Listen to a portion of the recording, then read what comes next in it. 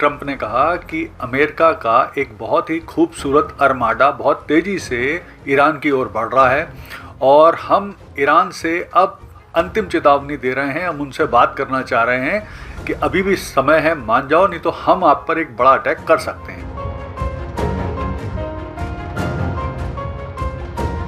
Trump ने तब बोला था कि चूंकि ईरान ने 800 लोगों को फांसी ना देने की उनकी बात मान ली है, इसलिए फिलहाल वो जो अटैक है ईरान पर वो टाल रहे हैं।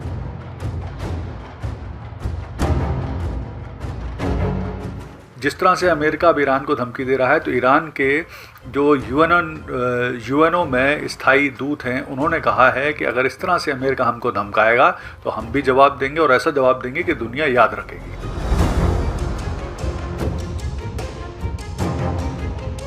नमस्कार दोस्तों, आज बात करते हैं एक इम्पॉर्टेंट डेवलपमेंट पर, और वो डेवलपमेंट ये है कि क्या ईरान पर हमला कर सकता है अमेरिका। देखिए, जिस तरह से अब स्थिति बन रही है उसमें पूरी संभावना बन रही है कि अब अमेरिका प्लान कर रहा है ईरान के ऊपर अटैक करने का। तो आइए इस पूरे घटनाक्रम का विश्लेषण करते हैं और विस्तार से जानने की कोशिश करते हैं कि आखिर अमेरिका का प्लान है क्या, और भविष्य में क्या गल्फ क्षेत्र फिर से एक नई युद्ध की संकट में फंसने वाला है।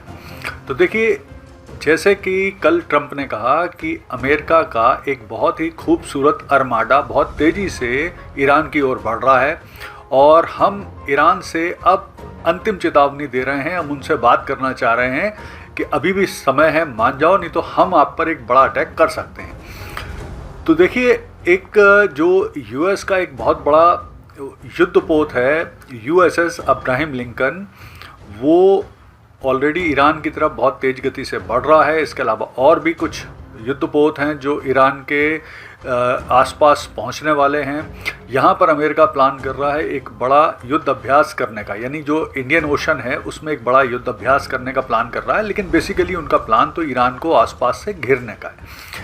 तो अब जो स्थिति जिस तरह से बन रही है उसे देखकर फिर से ये इस क्षेत्र में एक युद्ध की आहट बनने लगी है।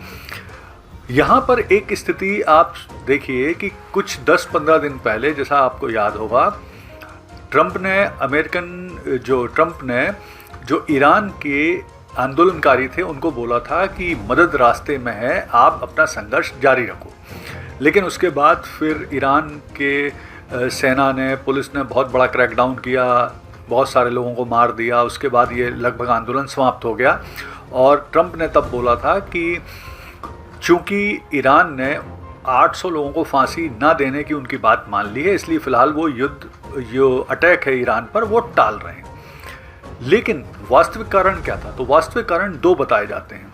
पहला कारण ये था कि जो गल्फ के देश थे, प्रमुख रूप से सऊदी अरब था, कतर था, यूएई था, उन्होंने ट्रंप से रिक्वेस्ट की थी कि अगर आपने ईरान पर अटैक किया तो बदले में ये जो हमारे देश में स्थित आपके बेस हैं उन पर भी अटैक करेगा और हमारे देश पर भी अटैक करेगा। और दूसरी स्थिति जो एक्चुअल में लगती है वो ये थी कि ट्रंप उस समय अपने युद्धक बेड़ों को ईरान तक पहुंचाने के लिए समय चाहते थे। तो वो समय के लिए भी उन्होंने इस तरह से दिखाया कि जैसे अब वो अटैक नहीं करने वाले, क्योंकि उस समय जो यूएसएस अब्राहम लिंकन और अन्य युद्धक बेड़े थे वो साउथ चाइना सी वगैरह में थे, तो वहाँ से उनको ईरान के आसपास पहुँचने में काफ़ी समय लगना था। तो वो समय के लिए भी ऐसा कहा जाता है और वास्तविक कारण भी यही माना जाता है जिसके लिए ट्रंप ने ये बोला। तो अब स्थिति जो बन गई है वो, उसमें ईरान, जिस तरह से अमेरिका अब ईरान को धमकी दे रहा है, तो ईरान के जो यूएनओ में स्थायी दूत हैं, उन्होंने कहा है कि अगर इस तरह से अमेरिका हमको धमकाएगा तो हम भी जवाब देंगे और ऐसा जवाब देंगे कि दुनिया याद रखेगी। अब स्थिति जो बनी है उसके हिसाब से अमेरिका क्या प्लान कर रहा है, तो देखिए, अमेरिका का प्लान मुझे लगता है ये है कि जिस तरह से वेनेजुएला को उन्होंने काफ़ी दिनों तक घेर के रखा था, उनको आर्थिक रूप से उनकी नाकेबंदी कर दी थी, उनको अर्थव्यवस्था को और नुकसान पहुंचाया था, तो इसी तरह से मुझे लग रहा है कि अब प्लान कर रहा है अमेरिका, जो ईरान के आसपास उसे घेर के रखेगा।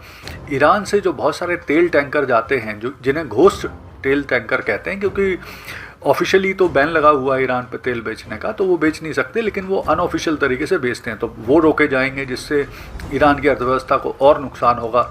फिर धीरे धीरे प्रेशर बढ़ाया जाएगा, दबाव बढ़ाया जाएगा, और उस दबाव में हो सकता है ईरान कोई ऐसी गलती करे, किसी अमेरिकन बेस पर या अमेरिका के किसी युद्धपोत पर अटैक करने की कोशिश करे, जिससे अमेरिका को एक मौका मिले ईरान पर अटैक करने का। तो ये संभावना है। और ये अटैक कहाँ से होंगे? तो निश्चित तौर पर ये अटैक जो अमेरिकी युद्धपोत हैं ईरान के आसपास, वहाँ से होंगे। दूसरा इम्पॉर्टेंट अटैक करने का स्थान है जो हिंद महासागर में मॉरिशस के पास एक द्वीप है, डियागो गार्सिया, जहाँ अमेरिका का बहुत बड़ा मिलिट्री बेस है, वहाँ से होंगे। और तीसरा, विशेषज्ञ इस पर काफ़ी संभावना जता रहे हैं कि तीसरा जो एक्स फैक्टर है जहाँ से ईरान पर अटैक होगा वो पाकिस्तान हो सकता है। तो इस बात को लेकर भी विशेषज्ञों ने, क्योंकि ये संभावना जताई है कि there is no free lunch, यानी जो शहबाज और आसिम मुनीर को लंच कराए थे ट्रंप ने, अब वो उसकी कीमत वसूलेंगे। तो अब देखिए ईरान की स्थिति क्या है। तो ईरान की स्थिति इस समय काफ़ी ऐसी है कि वहाँ इंटरनेट बंद है, लंबे समय से आंदोलन भी लगभग बंद है, हज़ारों लोगों को मार दिया गया है, कोई जानकारी निकल के नहीं आ रही, बहुत सीमित जानकारी वहाँ से निकल रही है। लेकिन ये बात तो तय है कि आंदोलन बहुत बुरी तरह से ब्रूटली दबा दिया गया है ईरान में। अब स्थिति क्या है इजराइल की? तो देखिए ये बात पक्की है कि अगर अमेरिका ने अटैक किया ईरान पर तो इजराइल साथ देगा और बदले में ईरान इजराइल पे भी अटैक करेगा। लेकिन मुझे लगता है इतने लंबे समय तक इजराइल अब अपनी तैयारी कर चुका होगा, अपने आयरन डोम को और अन्य डिफेंस सिस्टम को मजबूत कर चुका होगा, क्योंकि उसने जो ईरान ने अटैक किया था कुछ समय जब इनके बीच में युद्ध हुआ था, तो उस अटैक से सबक लेकर इजराइल अपनी तैयारी पूरी तरह से कर चुका होगा। गल्फ़ कंट्री की क्या स्थिति है? तो गल्फ़ कंट्री निश्चित तौर पर इस युद्ध में होगा। अगर अमेरिका, इजराइल और ईरान का युद्ध हुआ तो इसमें काफ़ी बड़ा सफ़र गल्फ़ कंट्री करने वाले हैं, क्योंकि ईरान इन पर भी अटैक कर सकता है। अब नेटो की स्थिति क्या है? तो देखिए जो संभावना बन रही है, अगर अमेरिका ईरान पर अटैक करेगा तो वो निश्चित तौर पर नेटो देशों को भी एक्टिव करेगा, और जो नेटो का आर्टिकल 5 है, जिसमें एक नेटो देश पर अटैक सभी नेटो देश पर माना जाता है, वो भी एक्टिव करेगा। लेकिन अब इस समय स्थिति ये है कि क्या नेटो देश वाकई अमेरिका का उस तरह साथ देंगे जैसा वो पहले देते रहे हैं? तो यहाँ एक क्वेश्चन मार्क है। फिर इसके बाद रूस और चीन की स्थिति क्या है? तो देखिए जिस तरह से वेनेजुएला अटैक के समय रूस और चीन दोनों ही शांत रहे थे, बहुत ठंडी सी प्रतिक्रिया दी थी, तो मुझे लगता है बहुत ज़्यादा रूस और चीन से प्रतिक्रिया की उम्मीद नहीं है। तो कुल मिलाकर अगर हम देखें तो स्थिति इस तरह से बन रही है कि गल्फ़ क्षेत्र पुनः एक युद्ध के मुहाने पर खड़ा है, अशांति के मुहाने पर खड़ा है। और जिस तरह से ट्रंप बेलगाम तरीके से आगे बढ़ रहे हैं, हर दिन कुछ ना कुछ कर रहे हैं, किसी देश पे अटैक और बयानबाजी, जिद्द सनक में आगे बढ़ रहे हैं, तो वो मुझे लगता है लगभग इस तरह की तैयारी पूरी हो चुकी है कि दुनिया, गल्फ़ क्षेत्र एक नए युद्ध के मुहाने या नए युद्ध के संकट की आहट महसूस करने वाला है। धन्यवाद।